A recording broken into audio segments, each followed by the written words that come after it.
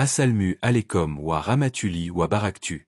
Merci à chacun d'entre vous pour votre présence et votre soutien précieux. Vous faites partie de ce rappel qui unit nos cœurs autour d'Allah.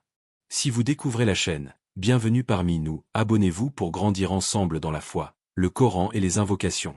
Que Allah vous comble de sa miséricorde, illumine vos cœurs et accepte vos efforts. Barakalu fkoum. Regarde autour de toi. Des visages différents, des couleurs différentes. Noir, blanc, métis. Mais as-tu déjà réfléchi à cela? Index revers pointant vers la droite blanc, d'où vient réellement cette diversité? Index revers pointant vers la droite blanc et surtout, est-ce une différence ou un signe? Ferme les yeux un instant. Imagine un monde sans frontières, sans nations, sans couleurs qui divisent. Un monde où il n'y avait qu'un seul homme et une seule femme. C'est ainsi que commence notre histoire. En islam, tout débute avec Adam, le premier homme, créé par Allah de ses propres mains, honoré parmi toutes les créatures. Puis Allah créa de lui son épouse, Ève, comme une source de tranquillité, de miséricorde et d'amour. Ce n'est pas simplement un récit. C'est le point de départ de toute l'humanité. Écoute attentivement ces paroles puissantes du Coran, dans la sourate An-Nisa. Ô homme, craignez votre Seigneur qui vous a créé d'un seul être, et a créé de celui-ci son épouse, et qui de ces deux-là a fait répandre sur la terre beaucoup d'hommes et de femmes. Sourate An-Nisa, 4 runes. Médite sur cela. Index revers pointant vers la droite blanc d'un seul être. Pas plusieurs origines. Pas différentes créations. Une seule. Cela veut dire que, peu importe notre couleur, notre langue, notre pays, nous avons tous la même racine. Le noir, le blanc, le riche, le pauvre. Tous remontent à un seul homme, Adam. Subhanallah. Cela change tout dans notre manière de voir les autres. Car si ton origine est la même que celle de ton frère, comment peux-tu le mépriser? Comment peux-tu te croire supérieur? Ce verset n'est pas seulement une information. C'est un rappel. Un rappel que derrière chaque visage que tu croises, il y a une histoire qui commence exactement comme la tienne. Nous ne sommes pas des étrangers les uns pour les autres. Nous sommes une seule famille, dispersée sur la terre.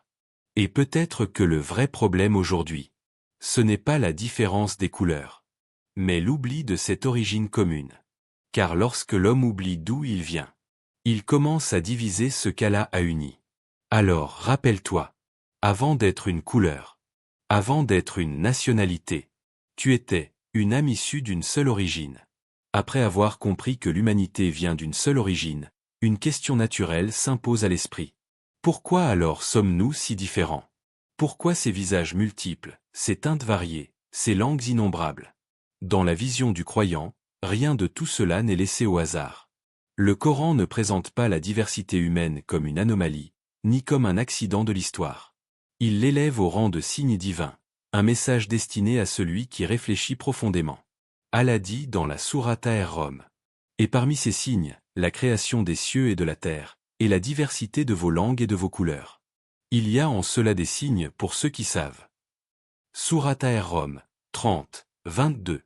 Arrête-toi un instant sur cette expression, parmi ces signes. Cela signifie que la diversité humaine n'est pas simplement biologique ou naturelle. Elle est un rappel spirituel, une invitation à contempler la sagesse du Créateur. Chaque couleur de peau raconte une histoire. Chaque langue porte une mémoire. Chaque visage reflète une identité unique, sans jamais rompre l'unité de l'humanité. Et pourtant, malgré cette diversité, l'origine reste la même. Comme si Allah voulait nous montrer deux vérités en une seule réalité. Index revers pointant vers la droite blanc, l'unicité de notre source. Index revers pointant vers la droite blanc et la richesse de nos différences. Subhanallah. La couleur de peau ne peut donc pas être comprise comme un critère de valeur. Elle n'est ni une supériorité, ni une infériorité. Elle est un signe de la sagesse divine, au même titre que les montagnes, les océans ou les étoiles dans le ciel. Regarde la création d'Allah. Tu ne trouveras jamais deux êtres parfaitement identiques. Même les empreintes digitales sont uniques. Alors pourquoi l'homme voudrait-il réduire cette immensité de diversité à une hiérarchie de couleurs? Le verset nous ramène à une réflexion essentielle. Pour ceux qui savent, c'est-à-dire ceux qui ne regardent pas seulement avec les yeux, mais avec le cœur et l'intelligence. Dans cette perspective, La diversité devient un langage silencieux. Un langage qui dit « Index revers pointant vers la droite blanc, je t'ai créé différent pour que tu reconnaisses ma puissance. Index revers pointant vers la droite blanc et pour que tu apprennes à vivre dans le respect et la connaissance mutuelle. » Ainsi, la différence n'est pas une séparation. Elle est une preuve d'unité dans la création, une invitation à comprendre que derrière chaque nuance, il y a un seul créateur. Quand on contemple la création humaine, une réalité s'impose avec évidence. Notre corps porte les traces d'une sagesse précise, d'un équilibre finement établi.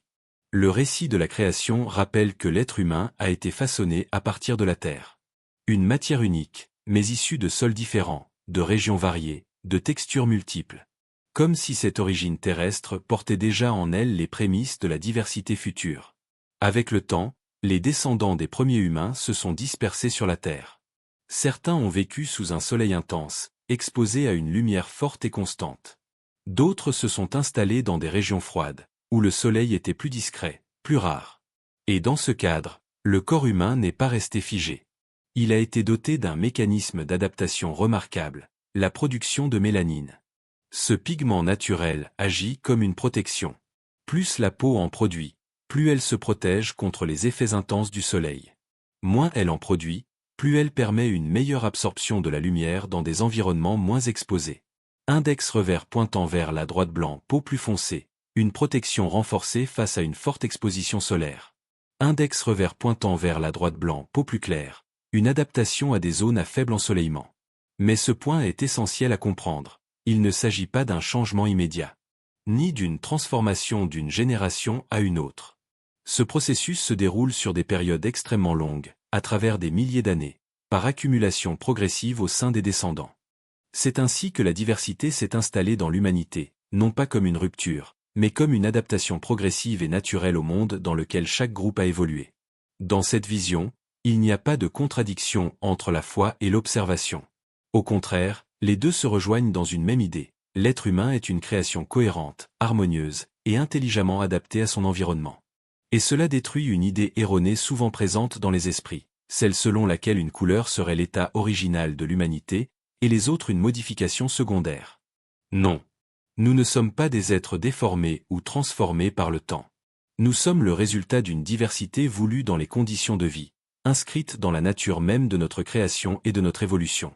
Ainsi, réduire l'humanité à une seule couleur de référence n'a pas de sens. Car dès l'origine, la capacité d'adaptation faisait partie du projet global de l'être humain. Et au fond, cela nous ramène à une vérité simple. Malgré nos différences visibles, nous partageons une même humanité, façonnée pour vivre sur une même terre, sous un même ciel. Dans le regard des hommes, les critères changent selon les époques, les cultures et les sociétés. Certains s'arrêtent sur l'apparence, d'autres sur l'origine, d'autres encore sur le statut social. Mais dans la balance divine, ces repères humains perdent toute leur valeur. Le message apporté par le prophète est venu briser des siècles de distinctions injustes et d'orgueil enraciné dans les sociétés humaines. Lors de son dernier pèlerinage, il a rappelé une vérité qui résonne encore aujourd'hui comme un appel à l'égalité authentique. Aucun arabe n'est supérieur à un non-arabe, ni un non-arabe à un arabe, ni un blanc à un noir, ni un noir à un blanc, si ce n'est par la piété. Ce message n'est pas simplement une parole morale. C'est une révolution intérieure. Il détruit les hiérarchies construites sur la couleur, la langue ou l'origine, pour replacer l'être humain face à une seule réalité, sa relation avec son Créateur. Dans cette vision, les apparences perdent leur pouvoir de jugement. La couleur de la peau ne devient plus un signe de valeur, ni un indicateur de supériorité. Elle redevient ce qu'elle est réellement, une caractéristique parmi d'autres, sans impact sur la dignité spirituelle de la personne. Ce que les êtres humains observent souvent en premier, c'est ce qui est visible. Le visage, le corps, la différence extérieure. Mais ce qui est visible n'est qu'une surface. Et se limiter à la surface, c'est ignorer l'essentiel. Car dans la perspective divine, ce n'est pas l'enveloppe qui est évaluée, mais ce qu'elle contient. Ce n'est pas la forme qui est jugée, mais le contenu du cœur. La piété, dans ce sens, n'est pas une simple pratique extérieure. Elle représente un état intérieur, la sincérité, la conscience de Dieu, l'humilité, la justice envers les autres et la droiture dans les actes. Ainsi, deux personnes peuvent se ressembler extérieurement et être très éloignées spirituellement. Et inversement, Deux personnes très différentes en apparence peuvent être proches auprès d'Allah par leur sincérité et leur foi.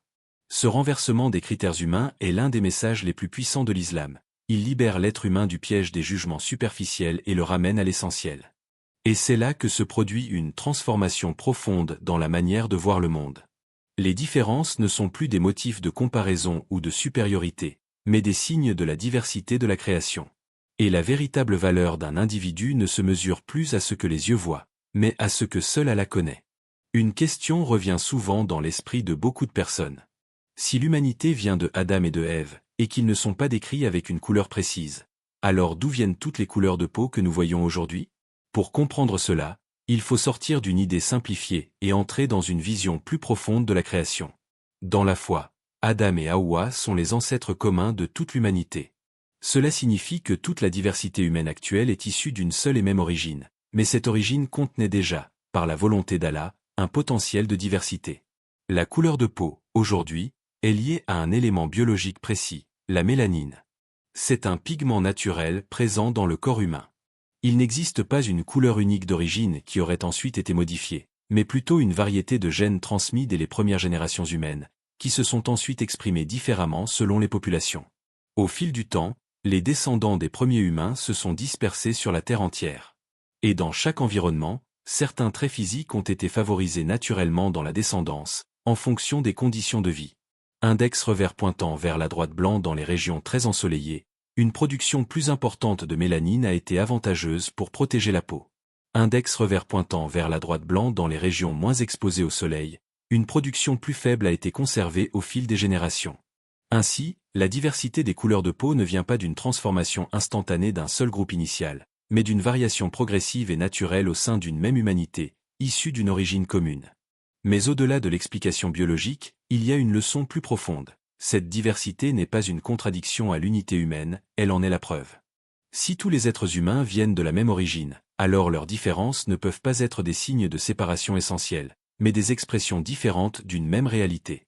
Et cela répond à une idée importante. Il n'y a jamais eu une couleur unique qui définirait la valeur de l'humanité.